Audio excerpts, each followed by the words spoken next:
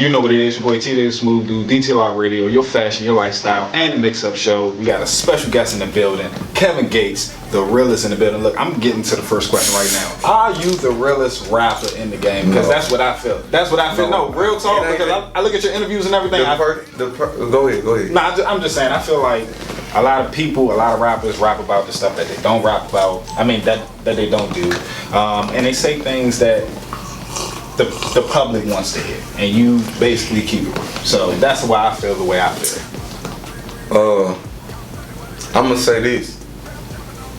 I don't believe that everything that I say is the conventional method. Look at my mom. I don't think that everything or the way that I move is the conventional way of moving, but it works for me.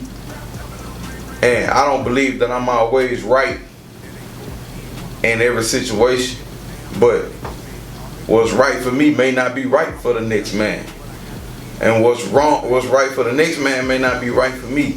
And me knowing my own flaws and knowing where I made mistakes, I ain't gonna say that I'm the realest, but I try hard to live a life based on principles, based on morals, based on the things that have been instilled in me.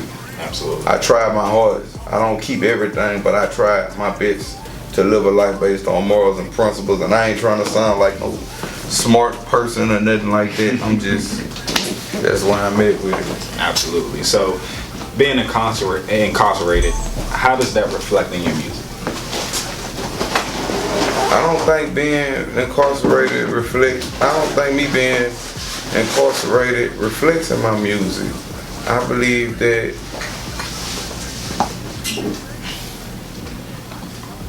I don't believe I reflect that in my music unless I'm speaking about a song that I did. I'm speaking about prison, or speaking about something how it went in prison for me or something like that.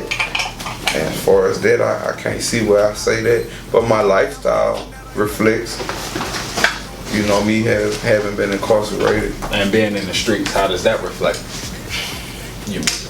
I don't think. Or does that? I think it reflects when I'm speaking about certain subject matters. I don't think I showed where I've been in the streets with every decision that I made, because sometimes I had to make business decisions that require an individual not having that street mentality. Sometimes my approach, requires me not having an incarcerated or an institutionalized mentality when I make certain moves or certain things that I do. But prison for me was the best thing in my life because I had time to reflect. And I'm sitting in here wasting my life, but I'm not wasting my life because I'm reflecting. I'm taking self-inventory. And people that don't know what self-inventory is, that's where you look at everything that you've done. And that's when you say, I'm gonna change this about myself. I'm gonna change this about myself. I'm gonna stop doing this. I'm gonna start doing this. This is when you look at how you're perceived by the outside realm, by outside individuals, and do you affect these individuals in a negative or a positive manner? So I'm big on respect. I try hard not to be disrespectful to other people. I try. Absolutely. So the video, Pride, you got your family in it. What made you put your family in it? We do everything together. Absolutely. And as far as when you say my family, Drika, her and God are responsible for all of this that you see. I'm just the talent.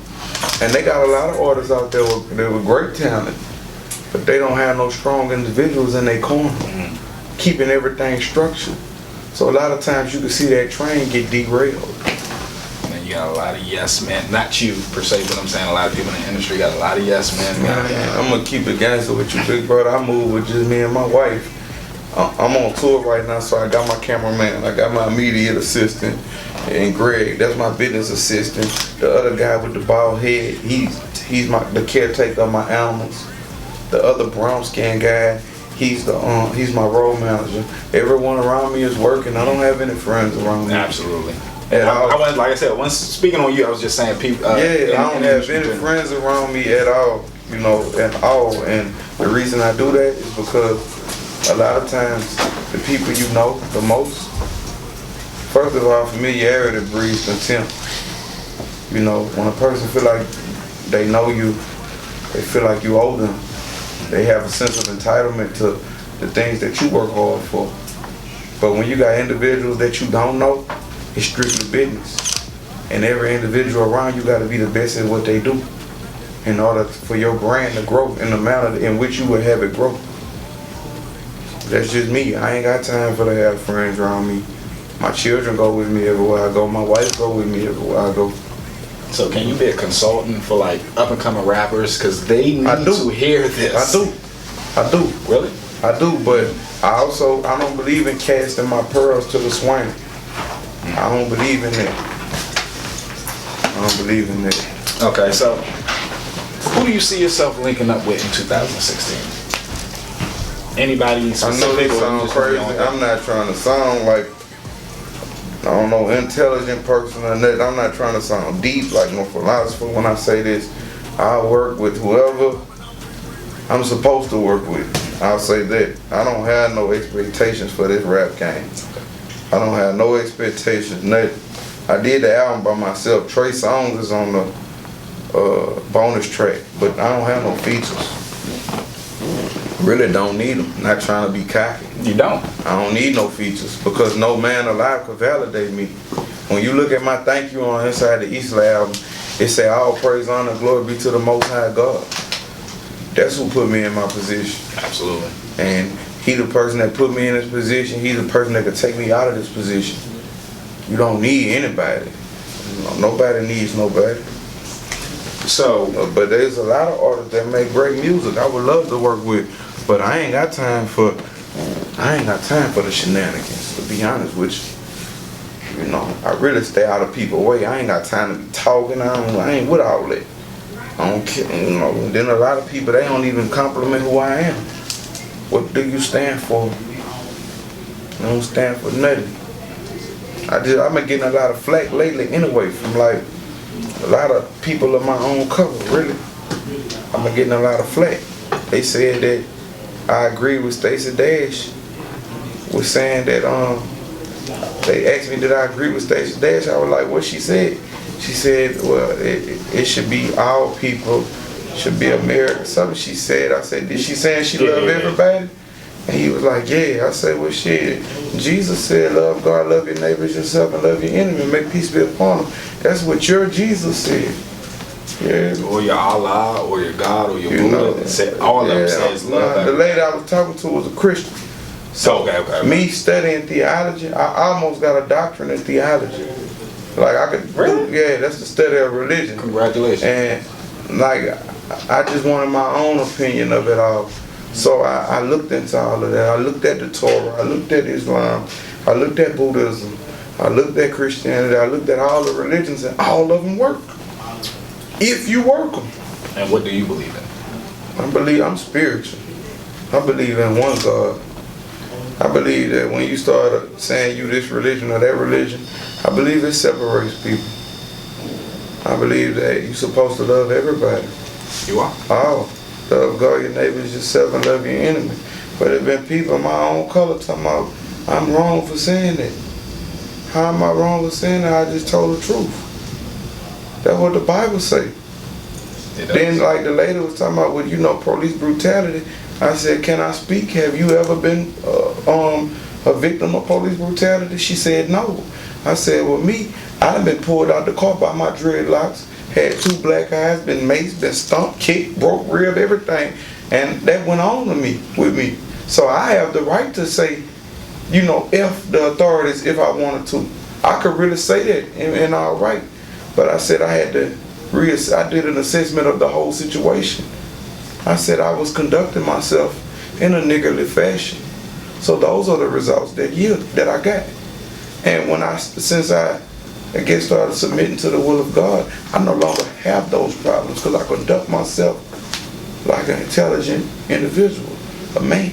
Amen. I told her, I said, when you go to jail now, they don't make you squat and cough no more. They don't make you squat and cough 3 times. They not doing that no more to you. When you go now, they making you bend over at your waist and spread your booty cheeks. That's the most humiliating and degrading thing that you could do a man. But this what they doing, you know. Yeah. So if you never went through those things, you heard me, how could you even feel so strong about what you're talking about? And then when the stuff happened in St. Louis, I had a show that night. I was there when it happened. I was there. The night that happened, the day that happened, I was performing.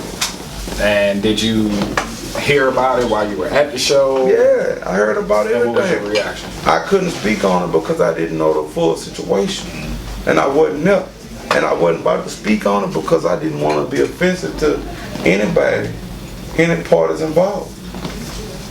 You know, I ain't want to be offensive, and I feel like it's not intelligent to be talking about things and you don't know what happened. It's somebody's child. You know, that ain't my business, you heard me? Anyway, that's like right now, you know, I see somebody get killed in here. I ain't even go, that ain't my business. That's not where I come from. I come from the, man, you don't hear, you don't see nothing. Yeah, no evil, see no evil. That's it. You know, I done seen people get killed for running their mouth. Do you know how the graveyard started? I do not. From somebody running their mouth.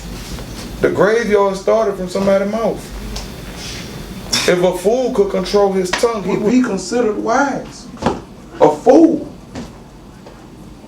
This is the best thing. I'm just saying, so it's like people say, you know, you get on Instagram and all that and talk about you love God, but you're not keeping his principles. You pray to God, but it's the devil you love. Yep. By the things that you do. So, since we're talking about social media, like, what is some stuff like you just don't want to see on social media no more? I don't really pay attention to it lately. I ain't really been paying attention to it lately. I might post, and then every now and then if I ain't doing that, I go on my page and, you know, message people and talk back to people. But other than that, I don't really just be on it like that. You know, my life then took a different turn. Like I'm too busy. I'm really too focused to be on them. So let's switch gears a little bit. Let's get into fashion. You know, we're at the DTLR headquarters. Like, what do you consider? Like, how would you describe your style? I like to be comfortable. Like the Nike Tech suits. Like I went and bought 5 of them in each color when they first really came out, and I made $4 million. Oh, 5 suits? No, I bought 5 of each color: black, dark gray, hella gray, black, light gray, hella gray. I made $4 million. I only wore sweatsuits. But you wore the sweatsuits. Okay. And I only wore sweatsuits, and I only ate cereal. And like I do that, I might do like a little 90-day run. Like I'm only gonna take like 3 or 4 pair of sweatsuits with me and grind, cause I grind so hard.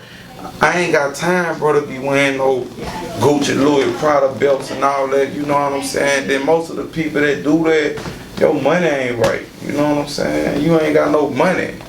You can't touch an M liquid, a ticket. I call that $1 million. You can't go touch that.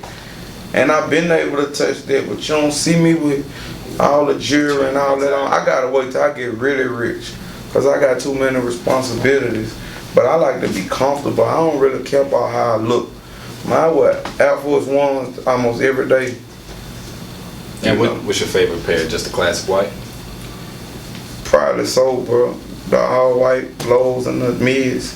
I wear the highs too, but I just, man, I wear them, bro. I probably Air Force Ones. If I perform in them, I only get 1 wear out of them. If I'm not performing in them, I probably get 3 or 4 wears out of them. With the force field on the inside, you know, before I get rid of them, you heard me? I like to stack that lumber, you heard me? I don't care about nothing else. I'm just a dog about that paper. I ain't gonna lie, I'm a dog about that paper, bro. I ain't mad at you. You know, I don't touch it or nothing. I give everything to my wife. Here, babe. You know, I just like to keep going, get it, and give it to my wife. I'm good. I don't, you know, I ain't got no style. I ain't got no fat. If it's comfortable, I wear it. In 2016, what trend would you like to see die?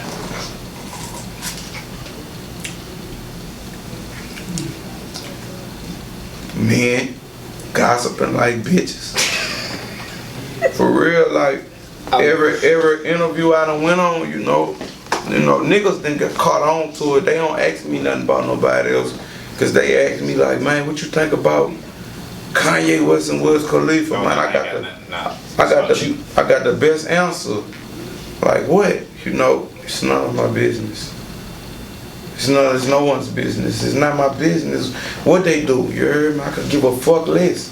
Like, you know, I just focus on us. And I gotta backtrack just because. Go ahead. I know you're from Louisiana. I used to live in Slidell. You from Baton Rouge. Shit, right up by him. And you. I was in y'all work release for a little while. And I know you're a Master P fan and a Hot Boys fan from back in the day. I ain't about to say that. I listen to that. I mean, we will listen to it. Like, what would be your favorite Master P song? Probably Break 'em Out something with P, Pimp C, and Bun B. Probably that one. Another time to check my crack out. Bourbons and Cadillac? I like that one too. And your favorite Hot Boy song? I think I liked the Guerrilla Warfare CD. Whole CD. Any specific favorite song on there? That Ride. I like that Ride. No We on Fire? That was cool, but it was a single. Yeah, I like that Ride. I'm about to make a move, so you best stay 86. I like that one.